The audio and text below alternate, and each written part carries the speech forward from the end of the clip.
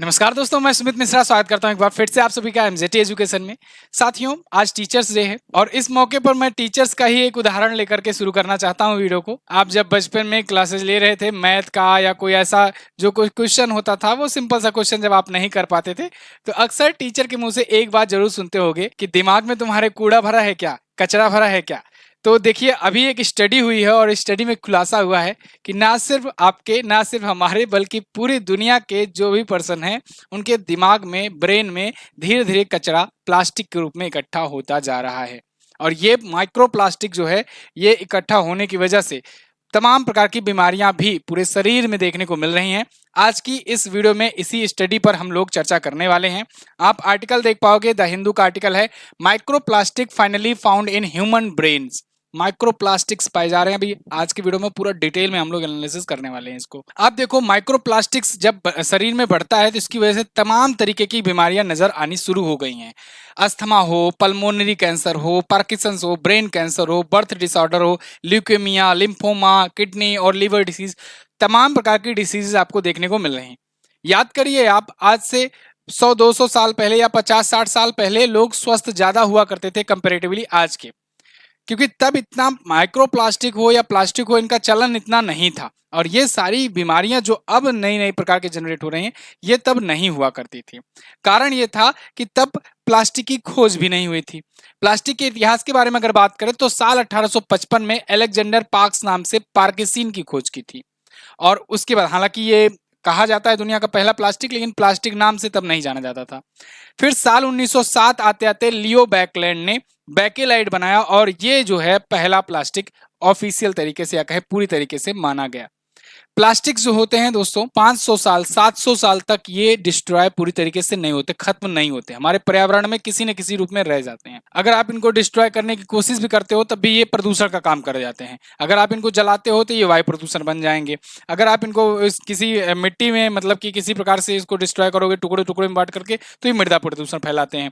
तो इस प्रकार से ये किसी न किसी रूप में जाकर के समुद्र के तटों पर पहुंच जाते हैं और फिर बहुत सारे समुद्री जीव जंतुओं को भी नुकसान पहुंचाते हैं। तो इन सब को लेकर के कई बार हालांकि हम लोग चर्चाएं करते रहते हैं अक्सर कि प्लास्टिक जो है ये कितना ज्यादा नुकसानदायक है। आज हम लोग बात करेंगे कि वही प्लास्टिक अगर हमारे शरीर में चला जाता है तब कितना ज्यादा खतरनाक हो जाता है, खास करके दिमाग में जब घुस रहा हो, दिमाग में स्टोर हो रहा हो। अभी एक इन्वायरमेंटल हेल्थ प्रोस्पेक्टिव जर्नल की एक रिपोर्ट आई। इसमें बताया गया कि प्लास्टिक के छोटे छोटे कण हमारे शरीर के हिस्सों में धीरे धीरे स्टोर हो रहे हैं, जमा हो रहे हैं। इसमें बताया गया कि प्राइवेट पार्ट से लेकर के ये हमारे ब्रेन तक, दिमाग तक माइक्रो प्लास्टिक जमा हो रहा है और इसके दुष्परिणाम भी देखने को मिल रहे हैं लगातार। देखिए, अब तक तो हम लोग डरा करते थे कि नमक और चीनी में माइक्रो प्लास्टिक हो सकता है। कई बार मैंने भी आपको वीडियो में बताया हुआ है कि 3 व्हाइट पॉइजन कहलाते हैं, नमक, चीनी और मैदा। ये व्हाइट पॉइजन कहलाते हैं एक्चुअली में। तो इनका सेवन कम से कम करने के लिए कोशिश करना चाहिए, बचना चाहिए ज्यादा से ज्यादा सेवन करने से। तो अब तक तो यही होता था क्योंकि इसमें माइक्रो प्लास्टिक मात्रा होती है, ये कहा जाता था स्टडी में। लेकिन अब एक और रिपोर्ट आई है जिससे और ज्यादा दिमाग डिस्टर्ब हो गया है, क्योंकि ये दिमाग से ही रिलेटेड चीजें हैं। दिमाग में करीब 0.5% प्लास्टिक जमा हो चुका है ऑलरेडी, और ये लगभग सभी के दिमाग की हालत है। मतलब ऐसा नहीं है कि किसी जो कोई व्यक्ति हो, कुछ ही एक व्यक्तियों में हो, ऐसा लगभग लगभग सभी दिमाग में, सभी के व्यक्ति के ह्यूमन ब्रेन में पाया जाने की बात है। यहाँ पर कहा जा रहा है कि माइक्रो प्लास्टिक की साइज 5 मिलीमीटर से कम या 1 नैनोमीटर तक हो सकती है। यही प्लास्टिक खाने पीने के जरिए शरीर के अंदर जमा हो रहे हैं। कुछ इस प्रकार से ये दिखते हैं, जैसे आप देखो, ये खाने पीने का ही सामग्री का एक उंगली में लेकर के, उंगली मात्र में लेकर के यहाँ पर हिस्सा दिखाया गया है। यहाँ पर आप देखोगे बहुत सारे प्रकार की साग सब्जियां दिख रही हैं। इसमें ये छोटा सा जो कण है, ये है प्लास्टिक का, और इसे ही कहते हैं माइक्रो प्लास्टिक, मतलब प्लास्टिक का बहुत ही छोटा कण। आप देखो, एक उंगली का एक छोटा सा हिस्सा, और उसमें जो जितनी भी थोड़ी बहुत सब्जियां या फिर जो भी चीज लगा हुआ है, उसमें ये देखिए इतना छोटा सा कण है। ऐसे ऐसे छोटे छोटे कण धीरे धीरे जाकर के ब्रेन में या अन्य पार्ट्स में, बॉडी के ऑर्गन्स में ये स्टोर हो रहे हैं, और यही आगे चल करके खतरनाक साबित होते हैं, क्योंकि इनकी वजह से अपना सही से शरीर का ब्लड सर्कुलेशन नहीं हो पाता है, तमाम तरीके की दिक्कतें उत्पन्न होना शुरू होती हैं। यहाँ बताया जाता है कि अन्य अंगों की तुलना में ब्रेन में अपने 20 गुना ज्यादा प्लास्टिक जमा हो रहा है। इसके पीछे का कारण भी है कि ब्रेन में देखो सबसे ज्यादा एक्टिविटीज होती हैं, ब्रेन ही पूरा कंट्रोल करता है। जितना भी सिस्टम होता है पूरे शरीर का, ब्रेन ही मास्टरमाइंड होता है, वही पूरा कंट्रोल करता है। तो हर चीज का लिंक जाकर अल्टीमेटली ब्रेन से जुड़ता है। तो इस वजह से ब्रेन में सबसे ज्यादा माइक्रोप्लास्टिक्स जो हैं ये इकट्ठा भी हो रहे हैं। इससे डिमोसिया, अल्जाइमर जैसे रोग आ रहे हैं। अल्जाइमर में आप जानते हो ना, भूलने की बीमारी हो जाती है। व्यक्ति भूल जाता है मैं कहाँ हूँ, कहाँ जा रहा हूँ, कहाँ पहुंच गए, समझ में नहीं आता है। तो ये अल्जाइमर जैसे रोग जो पहले बहुत बुढ़ापे में नजर आते थे, आजकल नॉर्मल व्यक्ति में भी कभी कभी नजर आ जाते हैं, बच्चों में भी नजर आ जाते हैं। अल्जाइमर जैसे पीड़ित व्यक्ति देखने को मिल जाते हैं। ऊतकों में, टिश्यूज में ये मिल रहा है। टिश्यूज जो होता है एक सिमिलर प्रकार के कोशिकाओं का समूह होता है, उसमें प्लास्टिक्स मिल रहे हैं। इसी रिपोर्ट में यह बताया गया कि 2016 की तुलना में 2024 में 50% से ज्यादा की बढ़ोतरी हो गई है। मतलब ये संख्याएं तेजी से बढ़ती भी जा रही हैं। और इससे नुकसान क्या है कि कोशिकाओं के आकार में बदलाव हो रहा है, इम्यूनिटी घट रही है। साथियों, आपने ये भी सुना होगा कि कोशिकाएं जब अनियंत्रित तरीके से विकसित होने शुरू हो जाती हैं, तब वो कैंसर का रूप ले लेती हैं। अनकंट्रोलेबल जो कोशिकाएं होती हैं, सेल्स होती हैं, वही कैंसर कहलाती हैं। तो इस वजह से कैंसर के भी मामले आ रहे हैं तरह तरह के। अब ये तो आपने देखा कि केवल ब्रेन को किस प्रकार से नुकसान पहुंचा रहा है। अब आइए देखते हैं शरीर के अन्य अंगों को किस प्रकार से प्लास्टिक नुकसान पहुंचा रहा है और प्रभावित कर रहा है। तो देखिए, अगर ब्लड में पहुंच जाता है प्लास्टिक, तो ये 700 नैनोमीटर से 5 माइक्रोमीटर के बीच में ये रहता है। 22 में से 17 नमूनों में प्लास्टिक की मात्रा देखने को मिला है। मतलब 22 सैंपल लिए गए, उसमें से 17 में मिला है। मतलब लगभग सभी के ब्लड में प्लास्टिक आज के टाइम पर दौड़ रहा है। नुकसान इससे क्या है? नुकसान इससे है ऑक्सीडेटिव स्ट्रेस आता है, कैंसर भी बन सकता है, ब्लड कैंसर का भी रूप ले सकता है आगे चलकर। गर्भानाल में जब इकट्ठा हो जाता है, तब यहाँ पर माँ के शरीर से भ्रूण तक के खून के माध्यम से पहुंचता है और गर्भानाल के 75% नमूनों में ये देखने को मिला है सैंपल्स में। इससे नुकसान क्या होगा? इससे अविकसित भ्रूण होगा या जन्मजात विकृतियां व्यक्ति के या बच्चों के शरीर में, शिशुओं में देखने को मिलेगी। अगर यही बोन मैरो में आ जाए खून के जरिए, तब फिर क्या होता है? तब दोस्तों रक्त की निर्माण प्रक्रिया प्रभावित होने लगती है इससे, और इसका आकार 700 नैनोमीटर से 5 माइक्रोमीटर के बीच में होता है। माँ के दूध में अगर ये माइक्रोप्लास्टिक पहुंच जाता है, तब क्या होता है? तब इससे शिशुओं के स्वास्थ्य पर बुरा प्रभाव पड़ता है और विकास में बाधा मिलती है और कमजोर इम्यूनिटी के साथ बच्चा आगे बढ़ता है। ये 2 से 12 माइक्रोमीटर के बीच में माँ के दूध में माइक्रोप्लास्टिक पाए जाने की संभावनाएं रहती हैं। अगर मान लीजिए हमारी नसों में, जो कि समझ लो कि पूरा पूरा वायर का काम करती हैं, एक अंग को दूसरे अंग से जोड़ने का और वहां तक ब्लड वगैरह पहुंचाने का काम करती हैं, उसमें खून के जरिए पहुंचता है। संभावित 5 माइक्रोमीटर की इसकी साइज होती है।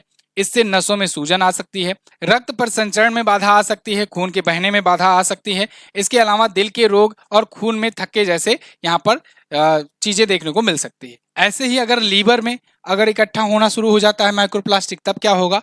तो इससे पाचन तंत्र से खून में वहां के लीवर में जब पहुंचेगा, तब लीवर में सूजन आ सकती है, फाइब्रोसिस हो सकता है, लीवर कैंसर आदि हो सकता है और आपका पाचन तंत्र तो तुरंत ही गड़बड़ हो ही जाएगा। फेफड़े में अगर पहुंच जाता है, तब क्या होता है?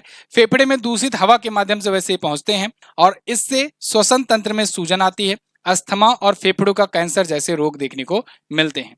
ऐसे ही किडनी में जब आ जाता है, तो किडनी में दूषित खाद्य पदार्थों और पानी के माध्यम से पहुंचता है और फिल्ट्रेशन सिस्टम बाधित होता है। किडनी फेल होने का डर रहता है, जिससे मृत्यु तक हो सकती है व्यक्ति की। इसका भी आकार 700 नैनोमीटर से 5 माइक्रोमीटर के बीच में होता है। तो यहाँ हमने जाना कि अलग अलग अंगों में किस प्रकार से पहुंचते हैं माइक्रोप्लास्टिक्स और किस प्रकार से वो अंगों को प्रभावित करते हैं, उनसे क्या क्या तकलीफें हो सकती हैं। अब हम लोग जानेंगे इनके उपाय की, कि क्या हम कुछ कर सकते हैं इसके लिए। क्या हम लोग कुछ कुछ हद तक, वैसे पूरे हद तक तो नहीं, क्योंकि पूरा इन्वायरमेंट आज के टाइम पर ऐसा फैल चुका है कि कहीं न कहीं प्रकार से वो पहुंच ही जाएगा आपके शरीर के अंगों में, लेकिन कुछ हद तक हम लोग बच सकते हैं। किस प्रकार से बच सकते हैं? अगर एक बहुत बड़ी मात्रा में लोग प्लास्टिक टिफिन की जगह पर स्टेनलेस स्टील या कांच के टिफिन बॉक्स का उपयोग करने लगे, तो उसके जो पार्टिकल्स होते हैं, जो टुकड़े होते हैं, कहा जाता है, आपने ये भी सुना होगा कि प्लास्टिक की ग्लास में चाय पीने से अवॉइड करना चाहिए। क्यों?